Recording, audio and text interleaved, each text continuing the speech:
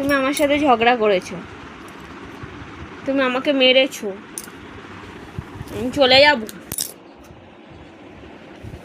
আমি কোথায় যাব? আমি মামার বাড়ি চলে যাব। তুমি একা একা থাকতে পারবে তো? হ্যাঁ ঠিক আছে, আমি তাহলে চলে যাচ্ছি। আমি দিদাকে ফোন করব, আমি বলবো যে আমাকে নিয়ে যাও দিদা, এসে একা একা থাকবে এখানে। না বলবে না। হ্যাঁ আমি বলবো।